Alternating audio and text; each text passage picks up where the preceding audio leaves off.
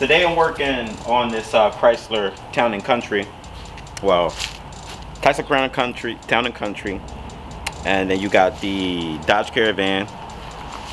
So this one is a 4-liter. I guess we used to them coming with 3.8s and 3.6s, but like the way the design is, it's kind of like similar. So I probably would have went the same route. So if you watch one of my old videos, I had a Volkswagen Routan, and that one had the 3.8 in it, and I believe that was a 2010. I believe, and like I said, it's a similar platform, but just that they had options between, like I said, the 3.8, the 3.6, and then a 4.0. Nothing special about the 4.0. Basically, oversized V6 pretty much. It's a tall engine, so I'm working my way getting this out. And I know you guys are curious, like, how you found my video. If you're trying to do a removal by yourself, right? You can see about myself. I really never have help. If you go through my channel, you'll see the same thing. So I just give you like tips and tricks and stuff on what it's like needed to get the job out. So I'm at the point where I'm going to remove the engine, and once I get the engine removed, like I said, I'll break everything down for you guys to let you know what needs to get like removed, and just mainly like tips and stuff. So make sure you guys smash that like button and subscribe, and yeah, let's go, let's get it done. I guess I could do some talking. I need to be careful so I don't like lose too much transmission fluid. Let me put this rag in there, just in the hole where the axle would be.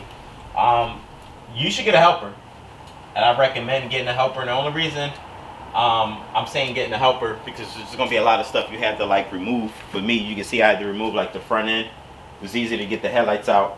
I got the bar, or at least the upper radiator support bar, with the latch still like kind of like clipped in there. Basically, I need to like unhook it. I don't have to, so I just got it like held off to the side, and I don't have to remove this part right here. Now if I got trouble removing the engine, then yeah, I'll remove it, but realistically I don't think so. I think the last one I did, or if it was damaged and I had to remove it, either way, the whole front end off with the radiator. And I will go over the parts and stuff that I did replace, like show y'all. So let me start hoisting this up instead of talking.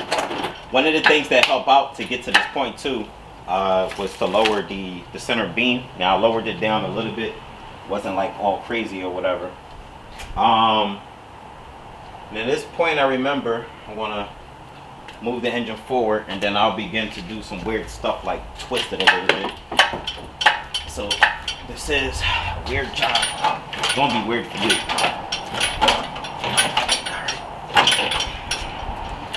I might gotta remove that bottom cross member.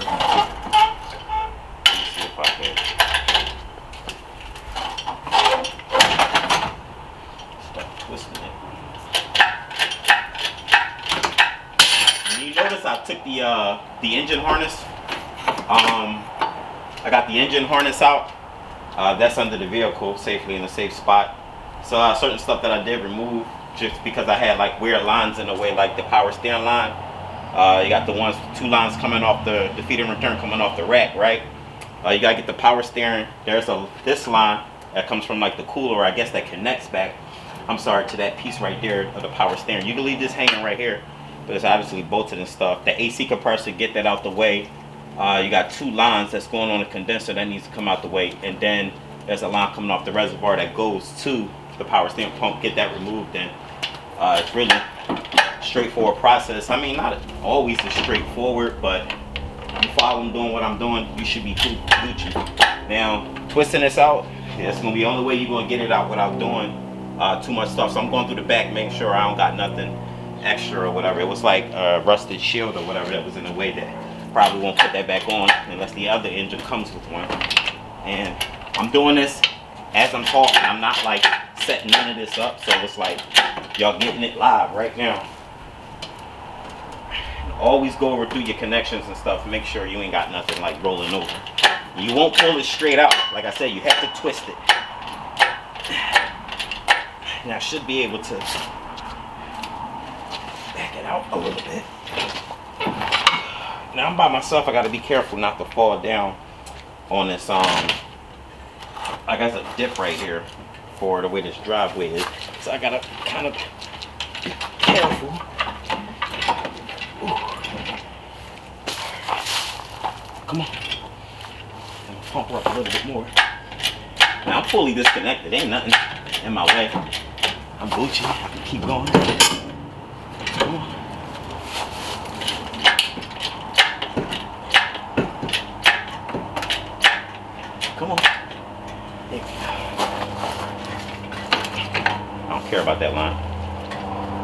care about this damn.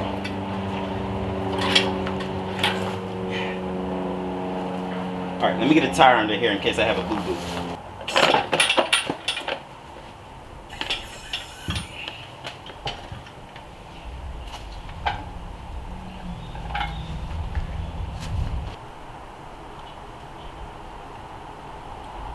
Transmission sitting on the dolly, so we can leave that there. The mounts I left in, you can see side, rear, except for the one over here on the side of the transmission mount that I took out. I took that out with the bracket, and the one up here in the front, that's cool. You're gonna take off the center bolt. Mine's came out cool. Usually they rust up there and you can't get them out, but you're gonna need to hang that cross member down just a little bit and loosen up those 4 16mm bolts in the back part of the bracket. And like I said, you can leave this pipe in there just like that. I already went over the lines and stuff, so let's show you the parts. Starter, mount, got a catalytic converter. If you see like lunch bags, I'm infamous for organization. Engine wire harness, catalytic converter, intermediate drive shaft, the engine mount bracket, and there's like a heater line in there, I think for like the cooling system or something like that. One of those heater aluminum lines, got that. Front end gonna have to come off, like the radiator at least. Came out with the cooling fan and the overflow tank that stayed in there. 2 headlights, the crash bar, like I said, bumper cover with the grill still attached, and that's the condenser. So if you can get these items out, then you got an idea of what it would take for you to get this job done. The engine, I had to like inspect it. I usually inspect it before I grab it, because if it's something I don't like, then I don't want it. I'll just send it right back. So it was delivered to me as is, and got 88,000 miles on it, I believe. When I did an inspection on it, just to always check for cracks, because it's always the guys just throw the engines or the transmissions like literally in a cargo van, like that's how they deliver it, and they end up cracking the pan, or just how they ship it, period. They always either the timing cover or the oil pan. So this one got a cracked oil pan, the lower pan. Well, there's no upper pan. So the lower pan, I gotta go get a gasket from AutoZone along with my oil and some spark plugs and stuff.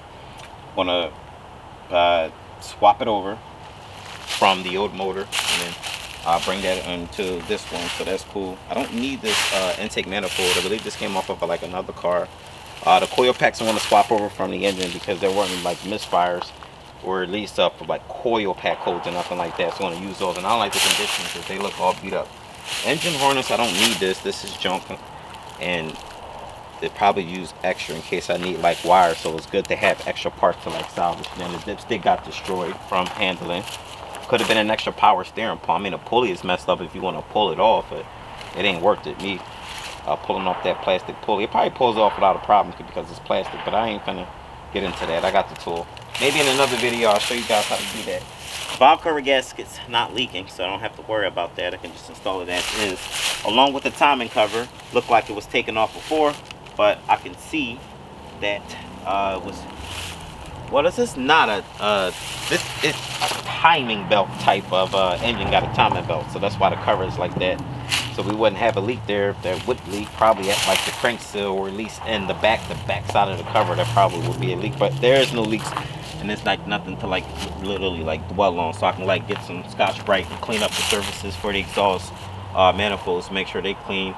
The intake gaskets I gotta get, and I mean the engine is coming along cool. I didn't have any like casualties on the engine, so literally gonna keep it brief.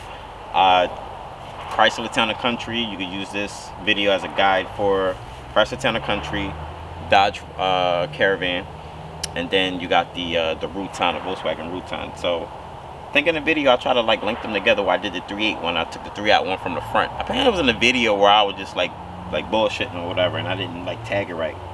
But I'll make sure this one get like posted good, so that way you guys can see it when you look it up. Cool. Leekautorepair, I appreciate you guys watching the video. Make sure you guys hit the like button, subscribe. I'll try to get content out this week, because I had this SI in here too long. I'm all over the place. I got to get buttoned up with that, get this out of there. I got other content. It is beginning to start to rain now. That's a good thing, because I'm already at where I'm at. I can just slide this engine over and I probably could work on both of them inside of the garage or whatever, and then come back out when I'm ready to install it. But literally, it doesn't take me long to connect the transmission to the engine, and that's that. Leekautorepair. I'll see y'all.